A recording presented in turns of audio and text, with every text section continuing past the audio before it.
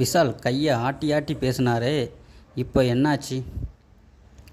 Sundar C இயக்கத்தில் விஷால், சந்தானம், அஞ்சலி மற்றும் வரலட்சுமி சரத்குமார் நடித்த மதகத ராஜா திரைப்படம் ஜனவரி மாதம் 12ஆம் தேதி பொங்கல் பண்டிகையை முன்னிட்டு திரையரங்கில் வெளியானது.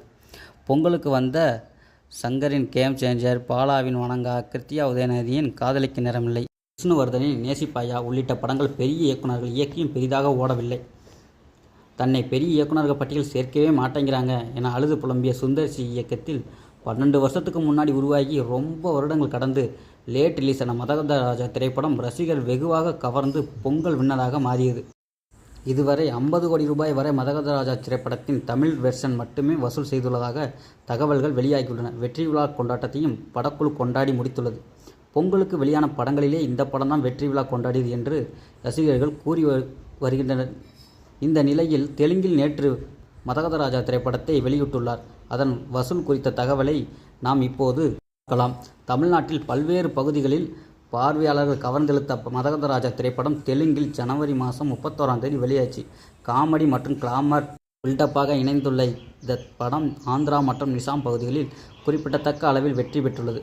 படம் வெளியாகும் முன்பே அதிக எதிர்பார்ப்பு இருந்தது. அதற்கேற்ப விசாகப்பட்டினம், ஹைதராபாத், ராஜமுந்திரி, பீமாவரம், வாரங்கல் மற்றும் விஜயவாடா போன்ற இடங்களிலும் பார்த்திங்கன்னா பெரிய அளவில் பார்க்கப்பட்டு வருது.